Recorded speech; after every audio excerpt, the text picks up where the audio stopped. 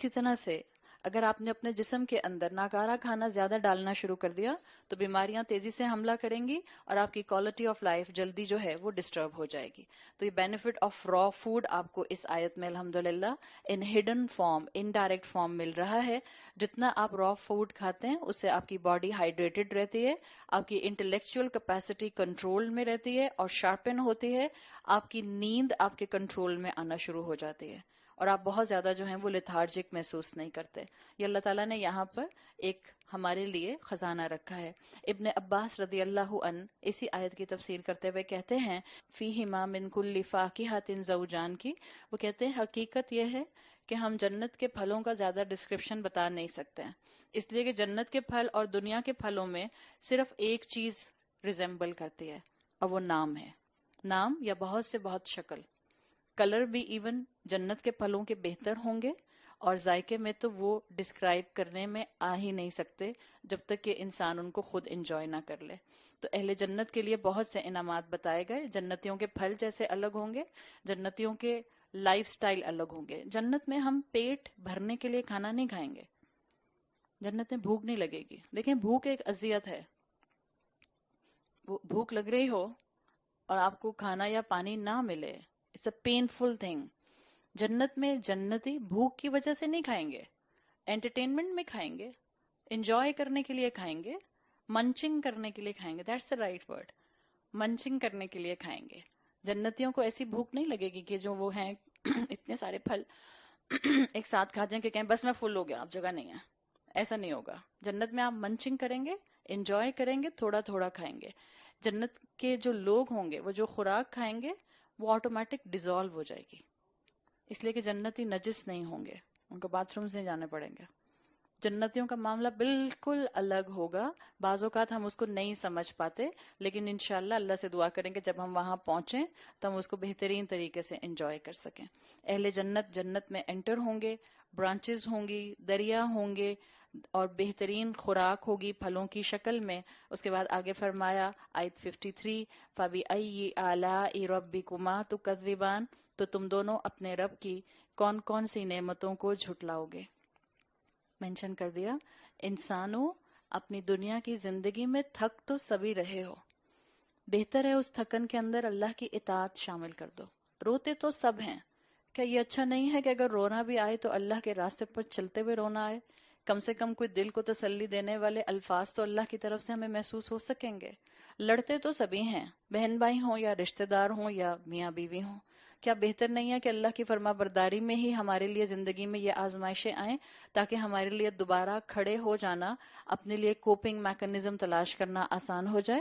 یہ اللہ کی نعمت ہے قرآن، جس کی ہر آیت کے پیچھے آج کے انسان کو اس کی زندگی کی کوالٹی مینٹین کرنے کا طریقہ دے دیا گیا ہے. تو اللہ نے کہہ دیا اپنی زندگی میں اطاعت کا رنگ شامل کر لو، تمہاری نعمتیں تمہیں نعمتیں محسوس ہونے لگ جائیں گی.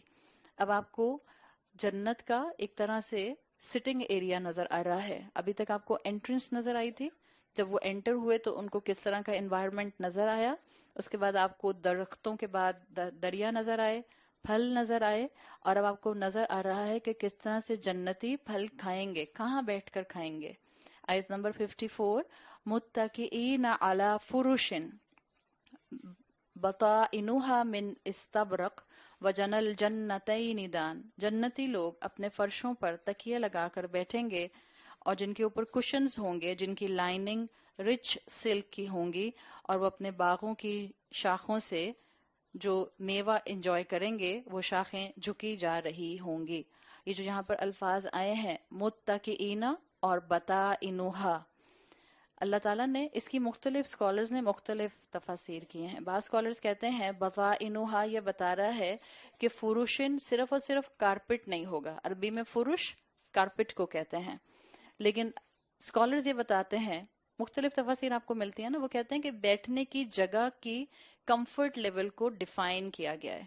ان کے بیٹھنے کی جگہیں اتنی کمفرٹیبل ہوں گی کہ جو ان کے کشنز ہوں گے اس کے اندر جو لائننگ ہوگی وہ رچ سافٹ سلک کی ہوگی یا رچ سافٹ بروکیڈ کی ہوگی. لائننگ کی بات ہے. ریکلائنرز پر کشنز پر جہاں بیٹھیں گے وہ بیسٹ کشنز ہوں گے. بطائنها من استبرق بطن کہتے ہیں سٹمک کو، با تو نون، بطن کی جمع بطائنو آئی ہے، سٹمک کو کہتے ہیں. کیا مطلب ہے؟ کسی صوفے کا سٹمک کیا ہوگا؟ جو اس کی فلنگ ہے. کسی کشن کا سٹمک کیا ہوگا؟ جو اس کی فلنگ ہے.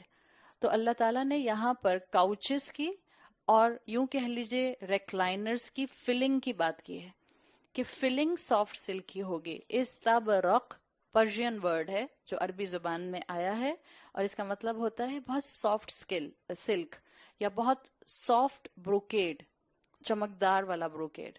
یعنی بتانا کیا چاہ رہے ہیں اللہ تعالیٰ؟ علماء کہتے ہیں کہ اللہ تعالیٰ نے انٹرنل چیز کا بتایا کہ فلنگ بھی اتنی ہائی کوالٹی کی ہوگی تو تم کیا اندازہ لگا سکتے ہو کہ اس کا آؤٹر لک کتنا زیادہ خوبصورت اور آنکھوں کو انجوائے کرانے والا ہوگا.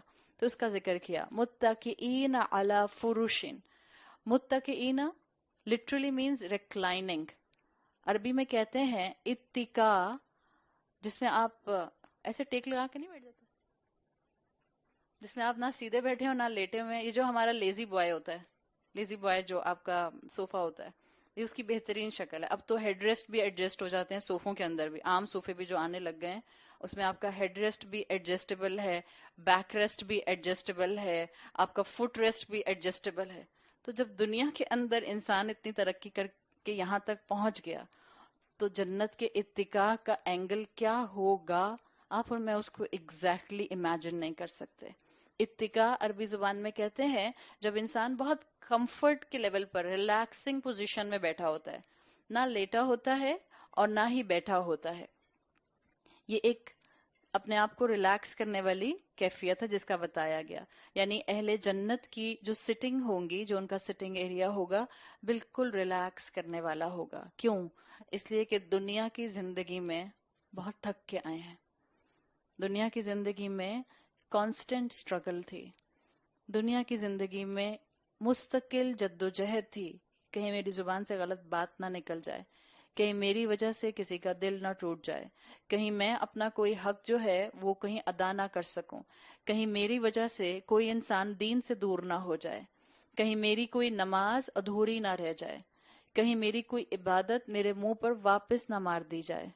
وہ لوگ جو دنیا میں تھکتے تھے، عبادت کی کریونگ رکھتے تھے، نیکیوں میں آگے بڑھنے کے جذبے کی وجہ سے اپنے وقت کا بیسٹ یوٹیلائزیشن کرتے تھے کہ اللہ کو حساب دینا ہے اس وقت کا، اللہ ان کی محنت کا ان کو بہترین پھل دے گا. ساری تھکن ان کی ان ریکلائنرز پر بیٹھ کر، ان کاؤچز پر بیٹھ کر، ان کشنز پر بیٹھ کر، ان کارپٹس پر بیٹھ کر ختم ہو جائے گی. اللہ قدردان ہے. جو ہم آج تھکتے ہیں، جو آج ہمیں دین کے راستے پر سٹرگل کرنی پڑتی ہے، کتنا عمل کروں، کیسے عمل کروں، کیا موٹیویشن اپنے لیے گیدر کروں، کیسے کلاسز جوائن کروں، کلاس میں نہیں جا سکتی تو کیسے گھر میں وقت سیٹ کروں کہ میں کوئی آڈیو سنوں اور اپنے اخلاق میں بہتری لاؤں، کتنا میں لوگوں کو معاف کروں، کتنا میں اپنی عبادات میں اپنے آپ کو فکس کروں. یہ ایک کانسٹنٹ سٹرگل ایک مومن کی زندگی میں رہتی ہے. اور ہم میں سے ہر انسان اپنی اپنی سٹرگل کو جانتا ہے کہ اللہ کو راضی کرنے کے لیے انسان کتنی کوشش کرتا ہے، پھر بھی کتنی مرتبہ گرتا ہے، پھر کتنی مرتبہ کھڑا ہو کر پھر اللہ سے معافی مانگتا ہے اور پھر ارادہ کرتا ہے کہ اللہ میں اب اچھے کام کرنے کی طرف آگے بڑھوں گی. یہ زندگی کانسٹنٹلی اسی کشمکش میں رہتی ہے. تو اللہ ایسے بندوں کو بہت قدر کے ساتھ بہترین جنتیں عطا فرمائے گا کہ ان کی زندگی کی ساری تھکن ختم ہو جائے گی. اللہ ان کو کمفرٹ دے گا جو دیر پا ہے، آرام دہ ہے اور خوبصورت ہے. اللہ جس جنت کا ہمیں یہاں پر بتا رہا ہے اس میں بھی ہمارے لیے ایک دنیاوی سبق ہے. ایک تو یہ سمجھ آ گیا کہ جو اللہ کے راستے پر تھکیں گے ان کے لیے آگے آرام دہ جنتیں ہیں. یاد ہے آپ کو میں نے پچھلی کلاسز میں یہ جملہ بتایا تھا کہ جو اپنی زندگی کو صرف اپنی مرضی کے مطابق گزارتے ہیں تاکہ ان کا انجوائمنٹ لیول جو ہے وہ ہمیشہ اچیو ہوتا رہے، آخرت میں ان کے پاس اپنی زندگی کو اپنی مرضی کے مطابق گزارنے کی چوائسز نہیں ہوں گی. اور جو اپنی زندگی میں اللہ کی دی ہوئی شریعت کے مطابق اپنے آپ کو ایک ایک قدم آگے بڑھاتے ہیں، آخرت میں اللہ ان کو ایسی جگہوں پر داخل کرے گا جہاں وہ خوب ریلیکس کریں گے، جو دل کرے گا کریں گے، جو دل کرے گا کھائیں گے، اور جیسے چاہو کا سلوگن آپ اپنی جنت میں اپنی ہر دیوار پر لکھ لیجیے گا، خوشی خوشی جیسے چاہو جیو۔ اگر جیسے چاہو جیو کہیں اپلائی کرتا ہے اس پوری کائنات میں تو وہ جنت ہے، وہاں اپلائی کرتا ہے۔ تو ایک تو یہ سبق ہے۔ دوسرا، دنیاوی لحاظ سے ہمیں ہدایت کیا مل رہی ہے اسی آیت کے اندر؟ فوکس کیجئے، جو اللہ تعالیٰ نے یہاں الفاظ استعمال کیے ہیں، بتا انوہا من استبرق، ان کی انر لائننگ سافٹ سلک کی ہوگی۔ یعنی اللہ یہ بتانا چاہ رہا ہے کہ جب انر لائننگ اتنی پیوریفائڈ ہے تو آؤٹر کتنی خوبصورت ہوگی۔ اس کا مطلب ہے جنت انسائیڈ آؤٹ پیور ہوگی۔ تو جو جنت کے ایلیجبل ہوں گے یہ ان کی کوالٹی ہوگی کہ وہ انسائیڈ آؤٹ کیسے ہوں گے؟ پیور ہوں گے۔ اہل جنت بننے کے لیے آپ کو اور مجھے انسائیڈ آؤٹ پیور ہونا ہوگا۔ یہ اللہ تعالیٰ نے آج کے لیے تمام انسانوں کو دعوت دے دی کہ اگر تمہیں اس پیور جنت میں آنا ہے تو یہ اسٹرگل شروع کر دو۔ جنرلی ہم اس دنیا میں اگر صرف چیزوں کے پوائنٹ آف ویو سے بھی دیکھیں تو ہم چیزوں کی آؤٹر اپیئرنس پر بہت فوکس کرتے ہیں، اندر کچھ بھی بھر دو، آؤٹر اپیئرنس بہت اچھی ہونی چاہیے۔ اور جو کاروبار کرنے والے لوگ ہیں، جس لیول کے، جس طبقے پر، جو جتنا بھی جس جگہ پر کر رہا ہے، جس کی جتنی جورسڈکشن چلتی ہے، اوپر اوپر سے چیز اچھی کر دی، اندر اندر سے جو ہے وہ خراب چیزیں ڈال دیں۔ دس از اے کامن فیکٹر۔ اسی طرح سے انسان انڈیویجولی بھی یہی کام کرتا ہے۔ باہر سے ہم بہت صاف ستھرے، باہر سے ہم بڑے پیور، باہر سے ہم بڑے کلین نظر آتے ہیں، اور اگر ہمارے ذہن کے خیالات اور ہمارے دل کے اندر دوسروں کے لیے جو جذبات ہوتے ہیں اگر وہ سامنے نظر آنا شروع ہو جائیں، کیا تب بھی ہم خوبصورت نظر آئیں گے؟ تب ہم خوبصورت نظر نہیں۔ اگر ہمارے گناہ جو ہم کرتے ہیں اور لوگوں کی نظروں میں نہیں آتے، اگر وہ گناہ ہمارے جسم پر ایکسپوز ہونا شروع ہو جائیں، تب بھی ہماری فزیکل خوبصورتی کسی کو نظر نہ آ سکے، اس لیے کہ ہمارے گناہ کہیں زیادہ ہوتے ہیں۔ تو اللہ تعالیٰ نے سبق دیا ہے، اگر اہل جنت بننا ہے تو اپنے آپ کو انسائیڈ آؤٹ خوبصورت بناؤ، اپنے دلوں کا تزکیہ کرو، اپنے تھاٹ پیٹرن کا تزکیہ کرو، اپنے تھاٹس میں اچھی باتیں سوچو۔ دیکھیں اس میں ایک بہت بہت لاجیکل بات مجھے لگتی ہے۔ ایک مرتبہ ایک کتاب میں نے پڑھا تھا، وہ کوئی دینی کتاب نہیں تھی، اچھی کتاب تھی، مائنڈ سائنسز کی کتاب تھی۔ اس میں انہوں نے لکھا تھا کہ انسان کا ذہن جس طرح سے بنایا گیا ہے، یہ تو ممکن نہیں ہے کہ اس میں خیالات نہ آئیں۔ ہمیں اسلام یہ سکھاتا ہے کہ آپ کی آنکھیں، آپ کے کان اور آپ کی زبان آپ کے دل اور دماغ کی کھڑکیاں ہیں۔